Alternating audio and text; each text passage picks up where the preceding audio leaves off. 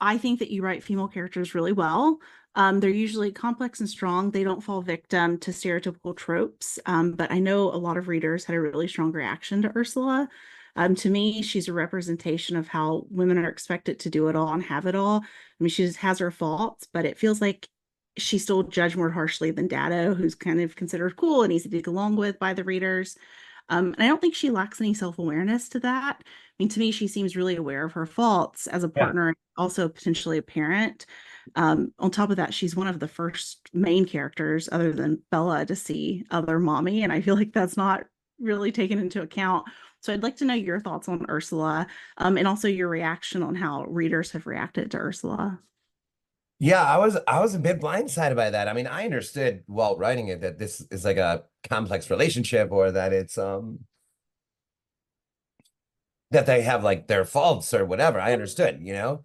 But at the same time, to me, if other mommy had targeted any family, that family would have problems. Yeah, And I, I don't even know how terrible the problems here to me are. Like, okay, she's having an affair. Dado knows about it.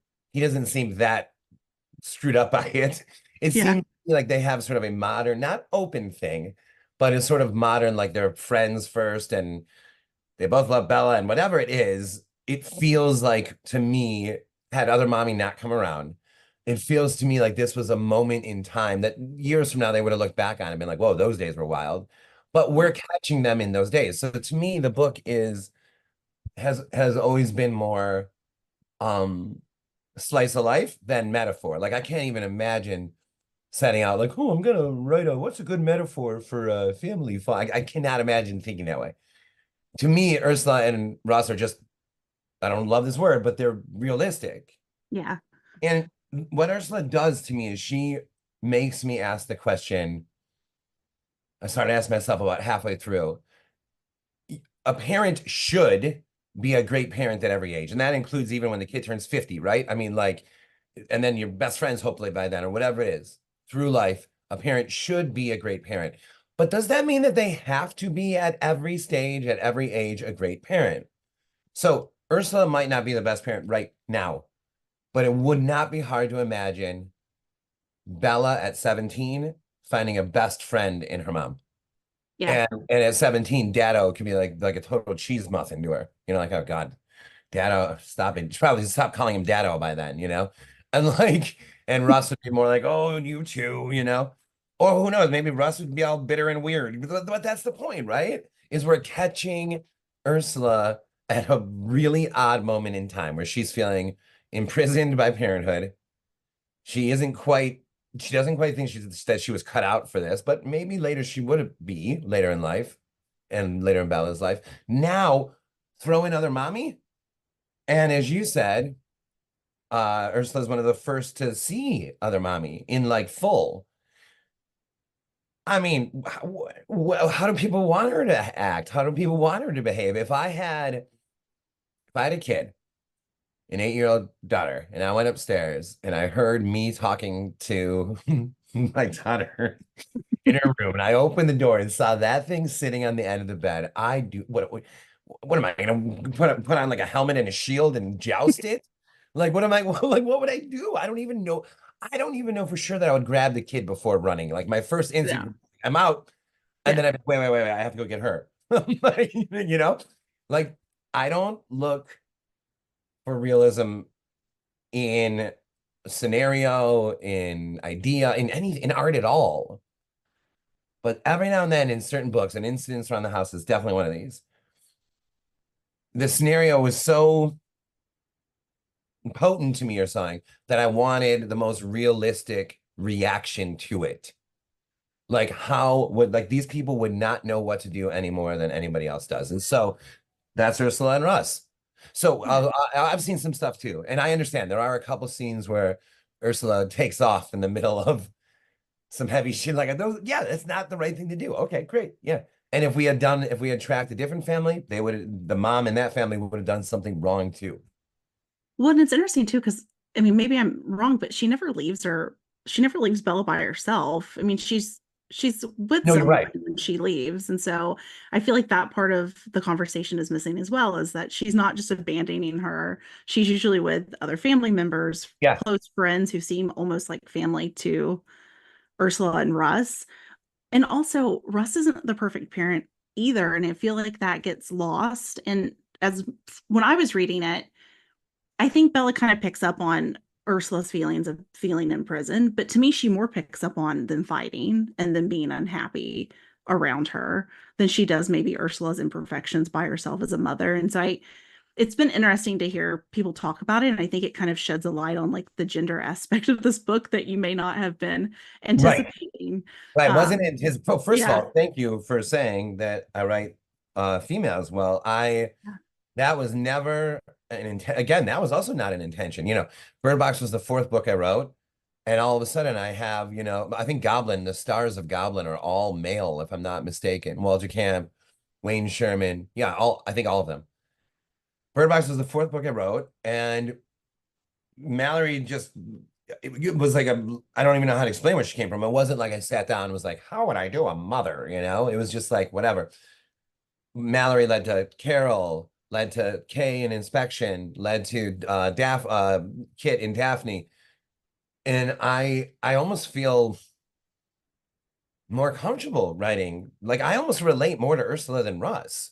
Yeah. Although if like someone was hanging out with me, they'd be like, "You're more like Dado." I'd be like, I don't know exactly, actually. Like I can see myself being like feeling insane about having a kid, like Yeah. wanting to be like out at the bar and da da da, and so I don't know. So I worry that the thing the that the and I'm not calling someone out if they had a bad reaction to Ursula because I understand too.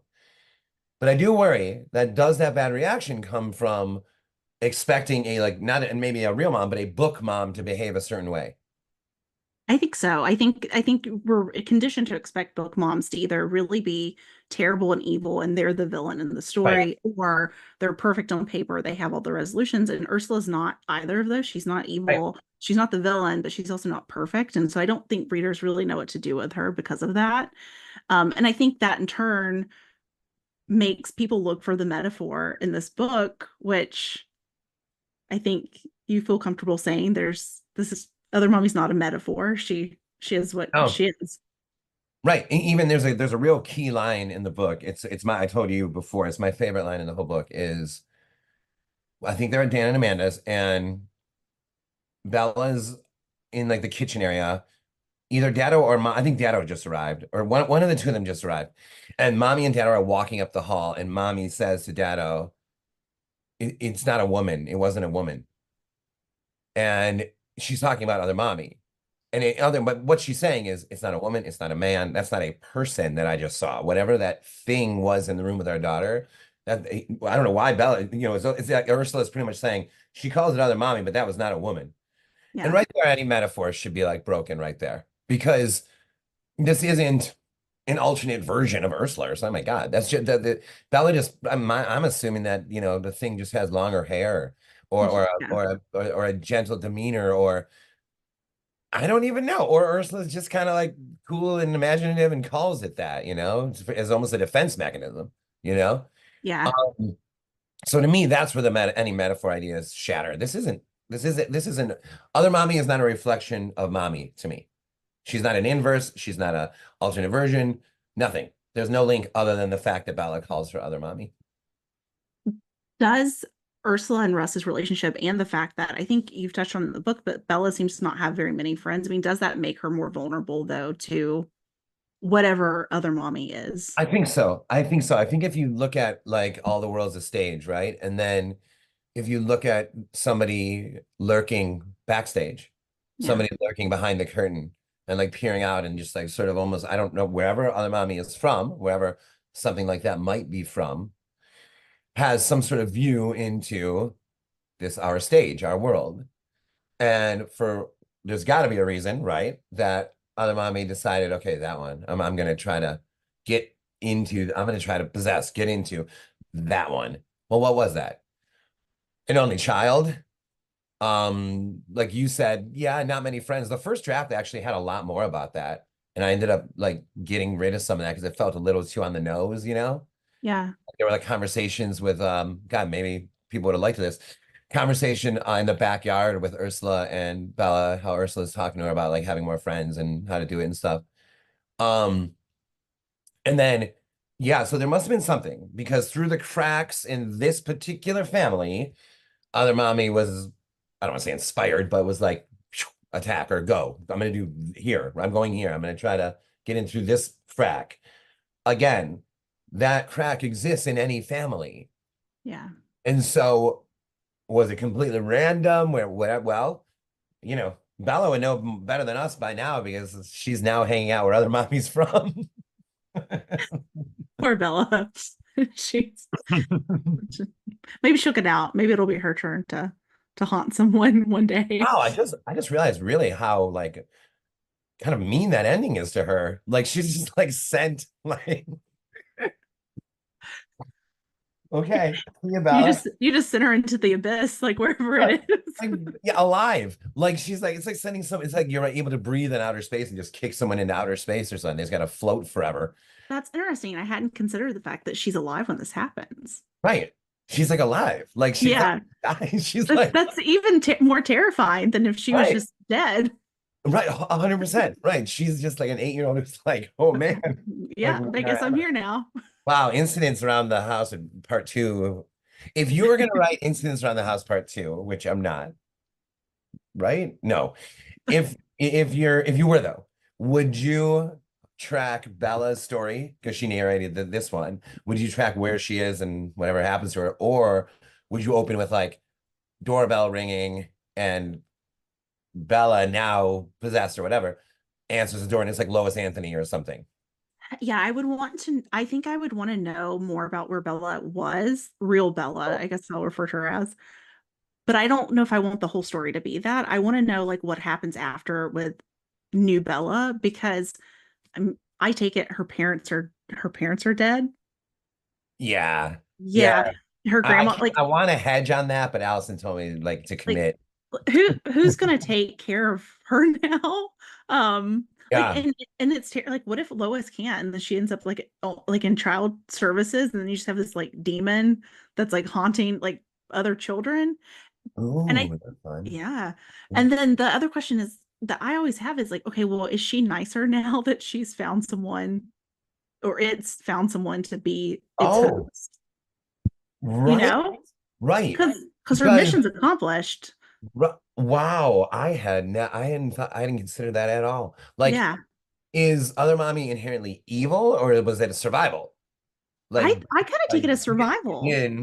get into something. Yeah. Once you're there, play it cool, man. Like you're Yeah. alive, you're a flesh now, right? This is where you want to be, and so now you'd be the most well-behaved thing ever. Huh, Cause I mean, okay, yeah, maybe a little evil, but maybe it is just evil because of survival. right. Like I'm thinking of like insect like documentaries when you watch the insect like where like the which one is it where either way where like a wasp pretends to be a bee to infiltrate like the beehive or Yeah. whatever and like because it smells like it and then it enters and then once it's in there like all their friends like come and you're like Yeah. oh evil but it's like no this is how they survive and in a strange weird way we're not we're not gonna shrink Other Mommy's evilness right now but No. strange way when you consider what happens next then you do start wondering about that yeah that's Yeah. interesting. Um, I tend to think that Bella tries to come back on her own too, but maybe that's just like the optimist of me. So Yeah, me too. I think the worst follow-up would be like something immediately happens to bring her back right away. yeah, you can't have that. Like She has to something be out in like purgatory for a while. right. It can't just be Yeah. like, I'm going, no, wait, I'm coming back up or something, you know what I mean? Or Yeah. I'm like, yeah, no, it's gotta be like, no, we start here. But also I think this is the kind of book it's probably wise not to have a follow-up. I think you could do a follow-up. You could also just do a complete backstory on Lois, and I would be Yeah, I would love a book of completely in. Lois Anthony. Yeah. I Yeah, would love a whole book of Lois Anthony in Goblin. that'd be great. Yeah. Oh, she could be like one main novella in Goblin, like she visits. Oh, that's Or yeah. Lois Anthony as a professor. Oh man, Lois Anthony as a professor in Goblin or anywhere? No, in Chaps. Yeah, and Yeah, chaps. yeah, yeah, yeah, yeah. I picture Lois Anthony as I can't remember her name, but from American Horror Story Coven. Did you watch Coven? No, well, I'll I have think to one episode. I'll have to find this photo and send it to you because when I picture her, this is how I picture her as, and I don't know.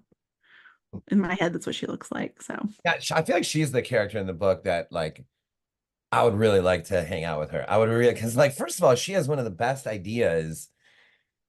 I when I got to, I it's not like I had let me see, did I? No, I don't think I had that the outlines on the wall behind this computer. I don't think I had that part. No, I don't think I had the revoke the innocence part in the outline. mm. You know, you're writing and you get to this moment, you're like, man, you need, man, something's gotta happen. Like, what's her idea gonna be, And then you're outside in the driveway and you're like, oh shit, like revoke Bella's innocence. And I told you I sent the book to my manager and then he wrote me, he's like, what does this part mean? Like, what's gonna happen right now? And I'm like, well, I guess we gotta see. Like, it like sounds like something It really, and sounds bad. it sounds bad. It sounds Yeah. bad.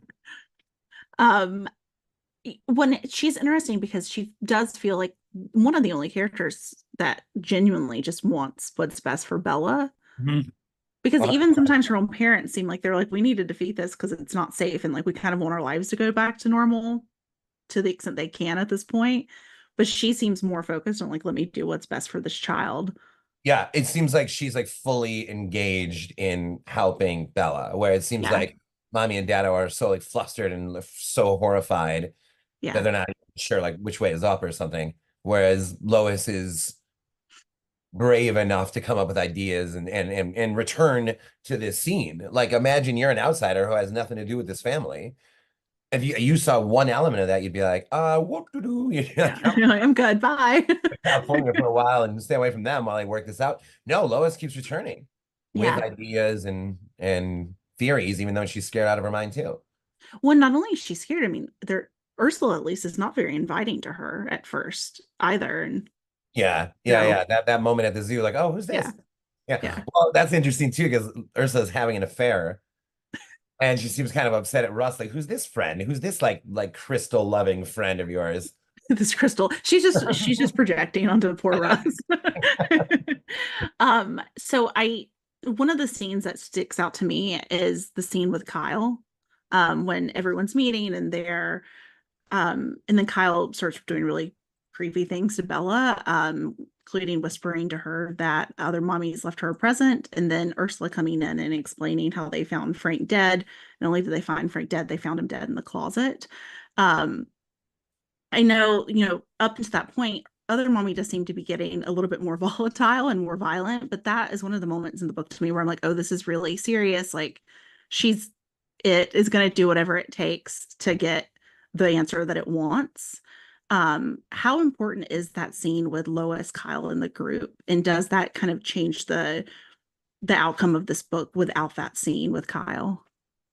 100%. Yeah, it's strange because you're the first person that's brought that up to me. I haven't even seen that mentioned in a review or anything. But that little moment really does change the whole thing because now we're like, oh, wait a minute, she can hurt you. Yeah, Or why I keep saying she? It's like I guess whatever, it's natural to call other mommy she, but this thing can hurt you. And 100%, there's another scene, I can't remember what it is. Oh, I mean, couple that with Marcia seeing other mommy at the party. hmm Now you have an entity that not only can hurt you, but also has no qualms showing itself to anyone. yeah, Like, it shows up at the freaking party. Like Marcia sees it. And then anyone's, I mean, it's like, it's not even like freaking hiding, dude. And like yeah, that's like, okay, whoa. This thing could show up anywhere, day or night, for people around or not. And it could hurt the people in your orbit or whatever in the hopes of getting the answer at once, as you said. And like that, so that is totally a significant moment. And also the seance itself is a big moment because I mean, the whole book is a series of failed attempts. like amateur attempts, right? Like whether it's friends, family, grandma, the police, church, occultist, ghost hunter, weapons, whatever it is. It's just a series of failed attempts at like the seance. I understand that Lois is like an amateur, like they all are. I mean, they're all like, "What the hell?" You know, but it's like the least prepared seance ever. It was a little thrown together. They were not probably prepared for what they No, were like getting what into. the hell? We get together and we talk about energy. What are you guys talking about right now, Lois? You know, that'd be a fun scene in a movie, wouldn't it? Yeah.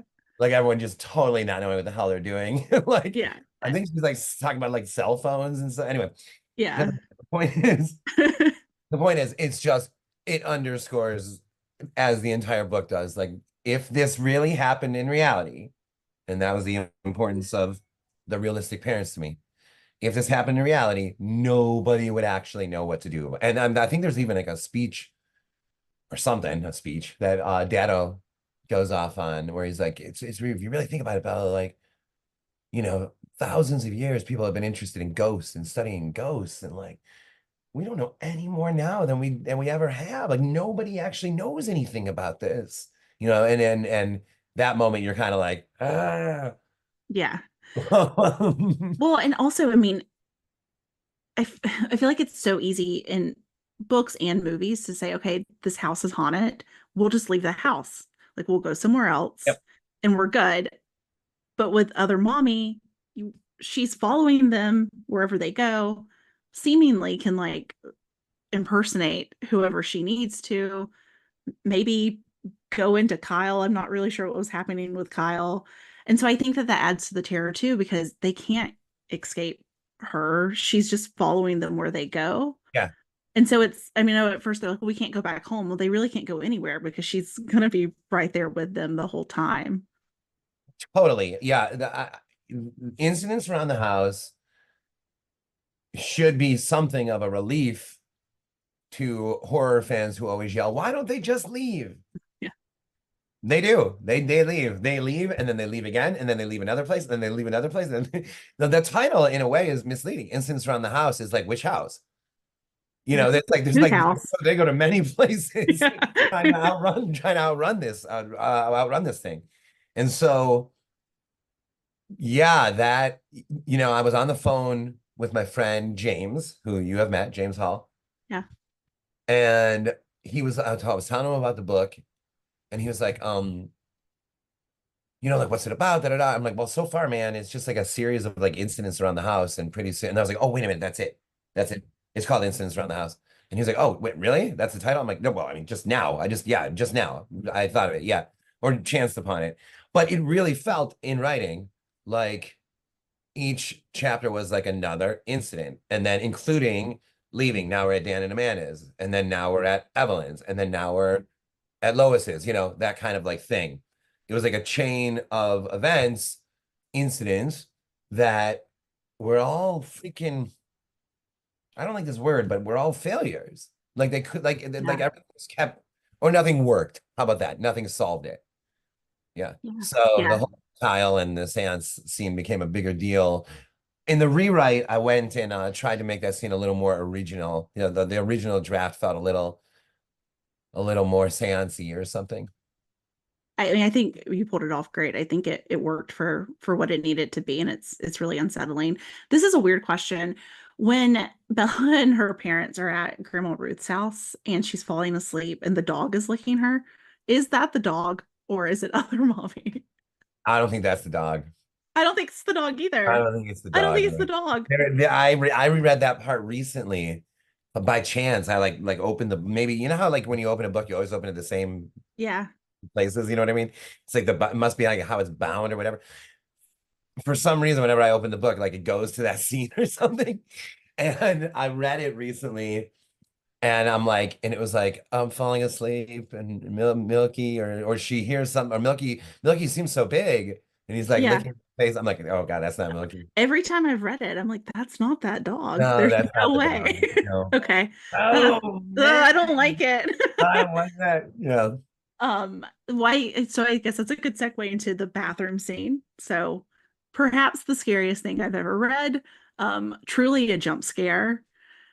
Um, the, I mean, everyone should, this is going to be like the top scene I think that sticks out to people as terms of being scary. But at Evelyn's house, when Bella goes to the bathroom and then she looks down and other mommy's there, did that scene creep you out writing it? Oh yeah, I there were a couple times in the book where I had to leave the office. Let me set the stage a little bit, and hopefully I don't forget the question in setting the stage. That's always No, like you're my fine. nightmare. Is I wrote the book to no music for the first time. I wrote a book to no music, so there's silence. I wrote it at night, so it's dark. All I had was a computer glowing. Quiet house. We have cats, and so they're out there. You'd hear these little distant sort of like creaking and pattering. And there were a few scenes where, I mean, we're talking quiet, dark. There's a closet facing me in this office. And there were a few scenes where I had to actually like pause, turn the flashlight on my phone and like walk out of here and like go find Allison, some like whether she was outside or whatever.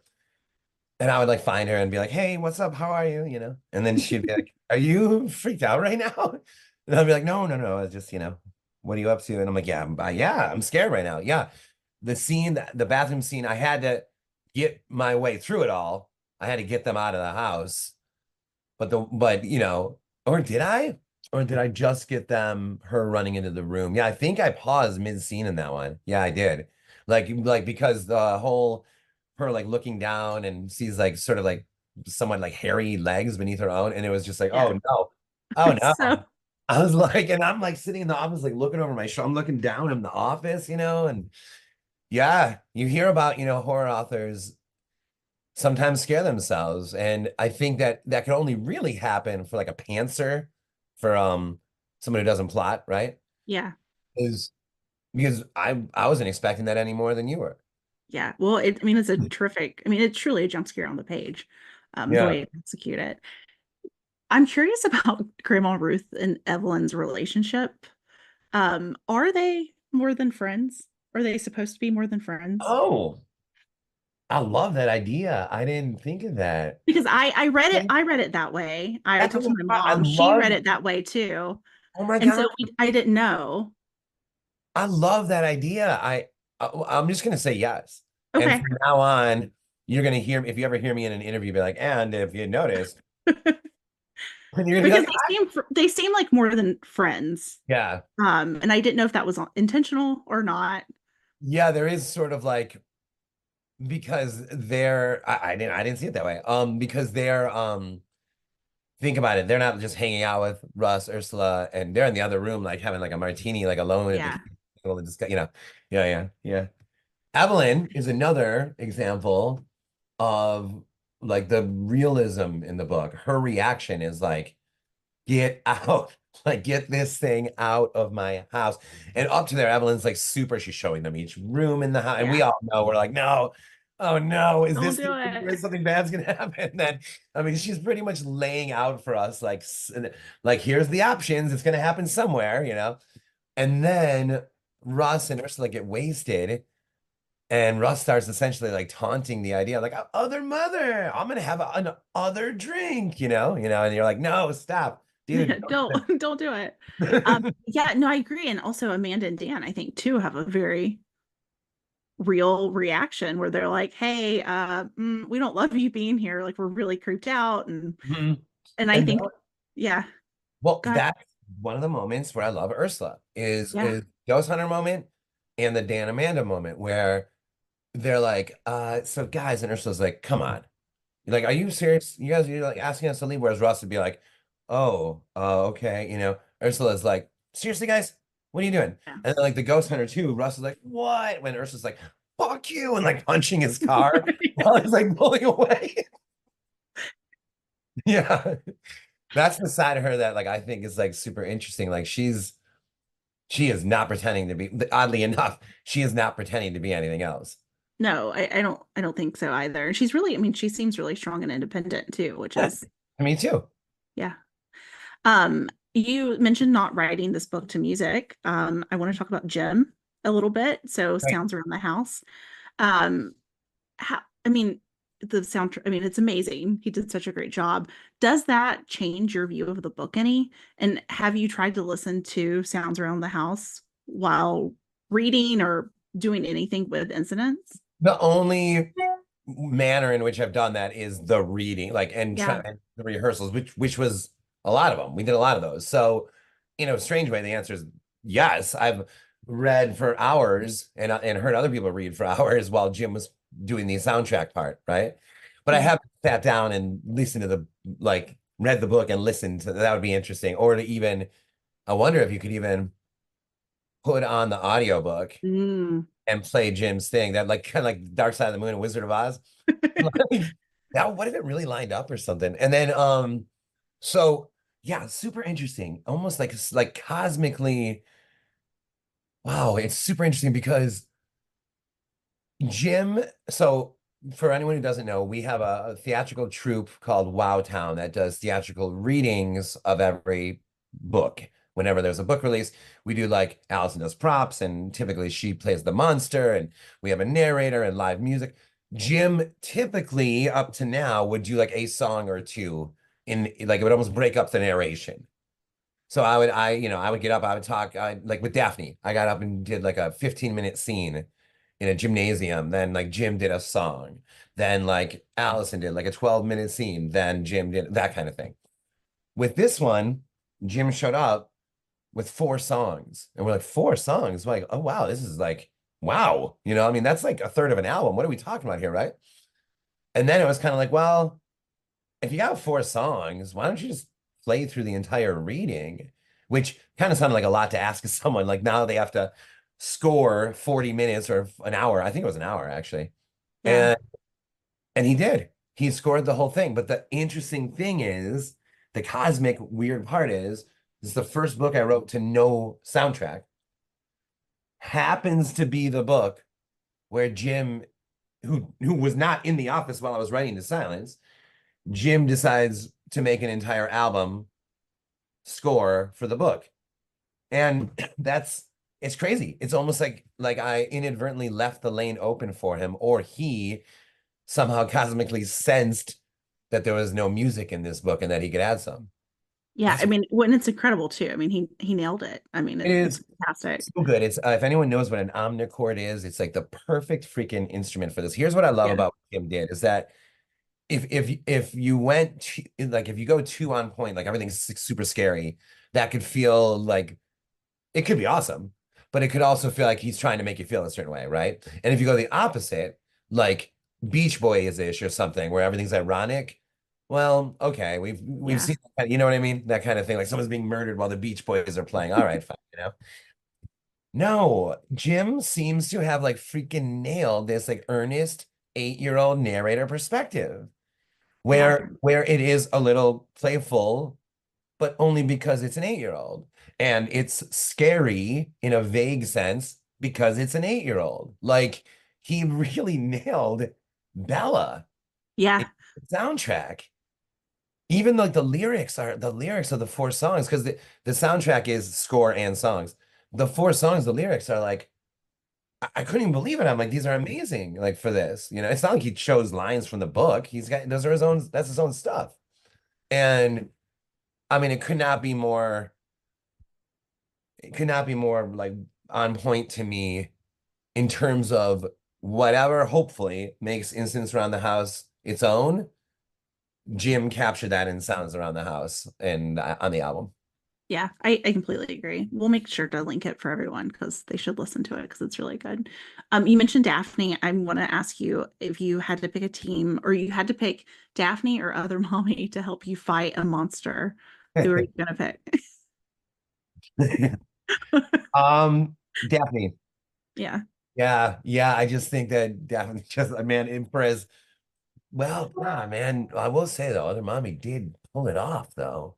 But Yeah. Daphne is just, I mean, yeah, it's just like this like unstoppable, immovable object that's just like coming and coming and coming. And I was if I had her on my team, I'd be like, okay, we're gonna win. She also seems pretty like ride or die too. If you like got on her, if she has a good side, like I feel like she wouldn't stab you in the back. And I don't know, I feel like other mom would be like, you're on your own. Like I'm No, out of here. you're totally right. I definitely wouldn't turn to me at the end and squash my head. She would be like, No. she wouldn't even turn to me at all. She'd just keep walking after, like Yeah. just vanquishing our enemies. Whereas other mommy would be like, now that they're Yeah, dead, she'd be like, you owe me for how do this. you? Yeah, exactly. You can't trust her. Yeah. Um, so we had a bunch of questions submitted, so I'm gonna get into those now. So the first are from Anna. So she's talking about the trope of persistent pursuit in horrors becoming kind of its own trope, it seems, with movies like It Follows, The Ring, and Smile. And both Incidents and Daphne, um, there's a malevolence that seems to just keep coming no matter what is being done to stop or prevent it. Can you speak to that idea of persistent pursuit and if that was a conscious choice in writing Incidents and or Daphne? Speaking of Daphne. It's super interesting and it's an awesome question. And I hadn't ever really noticed it before, but It Follows. There's a bunch. I just saw one recently too. What was that? Just this sense of like, it's coming, it's still coming. Like, how do we get away from this? Which someone could argue is a metaphor for like the world right now. Like this, Yeah. like I can't believe where this is still coming at us, right? All this stuff. Not a conscious decision, at all. And I think in my case, it's more if you look at it from a rhythmic place, Bird Box, maybe Pearl, maybe Carpenter's Farm and Incidents Around the House, I would say there's like a certain sort of like dun dun dun dun dun happening the whole book. The whole book. Like there is no relief from that. There isn't comic relief. There isn't a moment of like, it's daytime, everyone's okay. Like Mallory's never settled, you know? Yeah. And like for me, it's more that sort of like the persistent beat of the horror story than it is like the constant pursuit of some creature or something.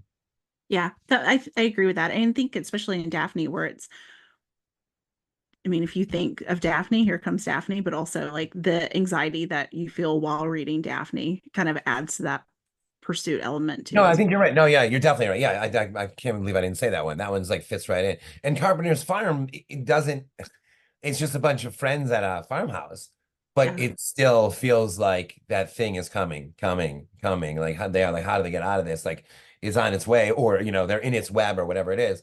And but she's right. It almost is like its own subgenre.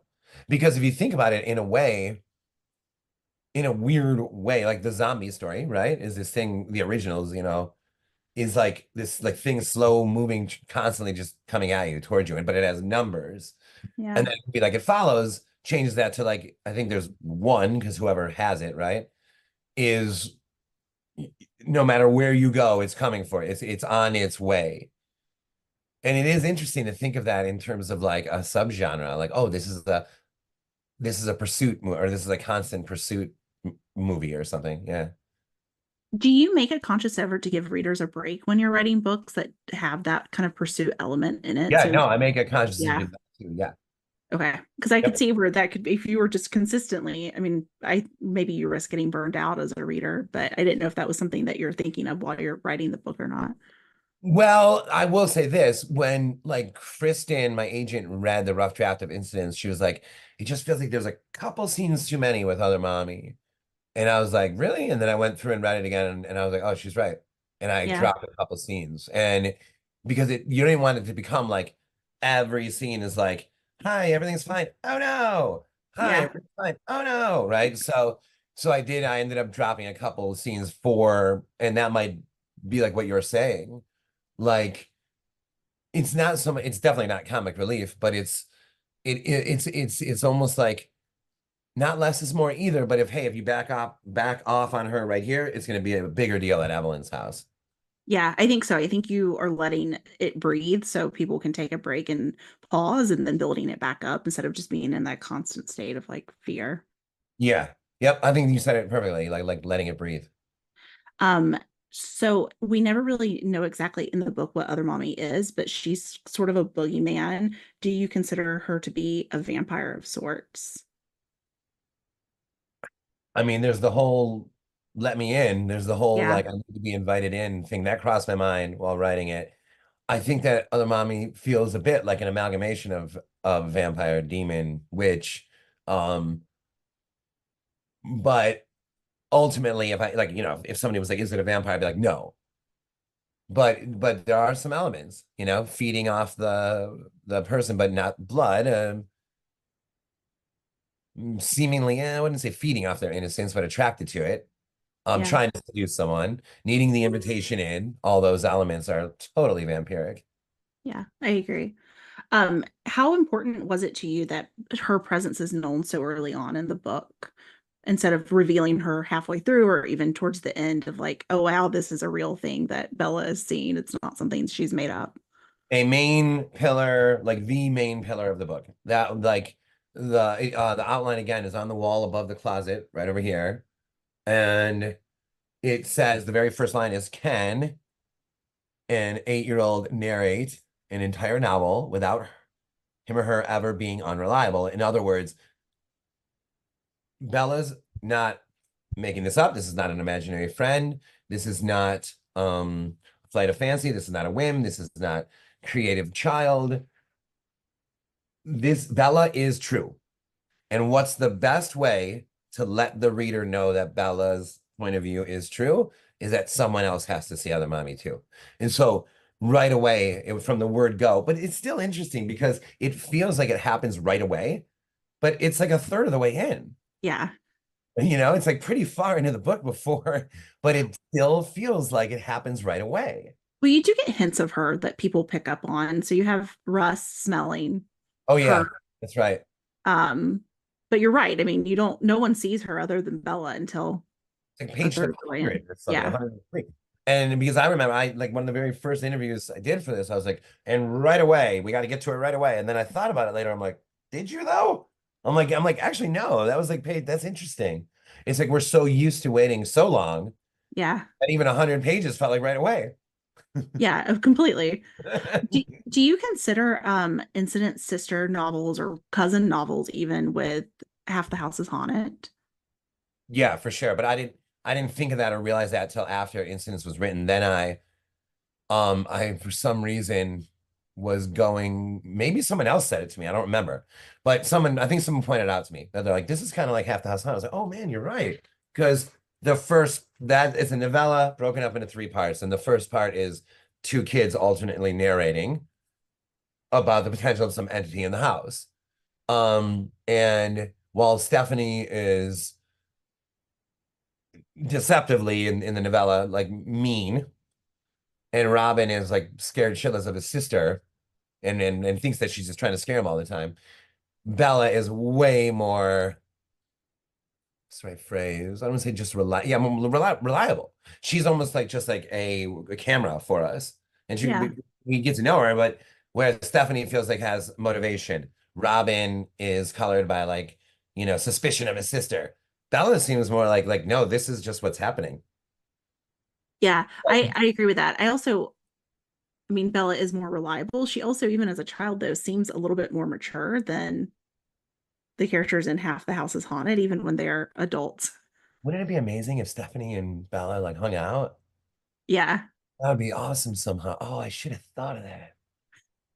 That could have been her friend or something. You Now know, that wouldn't have worked because that would have put Stephanie and Robin in like the year like 2000 and like, geez. I mean, isn't Stephanie like 80 something years old? That sort of timeline thing before too, because I want to say like all the stories take place, here. And then I'm like, but Bird Box, that yeah. has to be the last story. That Bird Box can't happen before Goblin.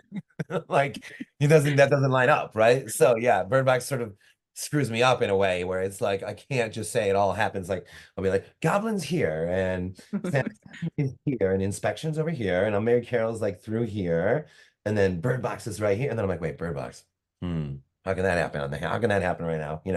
Yeah. Do you keep like a running track of all of your dates in your book somewhere? Because you have so many now that I mean, or there maybe they're so ingrained in you you don't need to, but I feel like I would need like a tracker of like here I am in each one. No, I haven't mapped it out, but I have a sense. I mean, again, Bird Box must be in the future at some point. I mean, no, I Yeah. mean, no, but not in the future, but just after all these other stories. Yeah. Yeah, that Yeah, makes sense. yeah, yeah, yeah. When you write, do you have your story first and work your theme if you have one, and as you go about the writing process, or do you have theme first and work your story around it? Awesome question. I think for me, theme comes later, but it like sort of just emerges. And that's what I was saying before about like, I can't imagine starting like, I'm gonna write a metaphor for this, right? Like, it's actually very exciting to, you have an idea, you think it's great, I'm gonna say seduced or attracted by this idea, you write it, and then when you're done and you look back on, then you can be like, oh wow, this like with Bird Box, someone asked, is this like a metaphor for how crazy the world is getting? And if you look outside, you go crazy, right? Because like the world's nuts. And I'm like, no, but wow, okay, good, good. I'm sure every generation has felt that way, but I'm like, but that's interesting that okay, yeah, that tracks though. And Yeah. so, and then the same thing with incidents where somebody will say, is this about this? I'm like, no, but that tracks.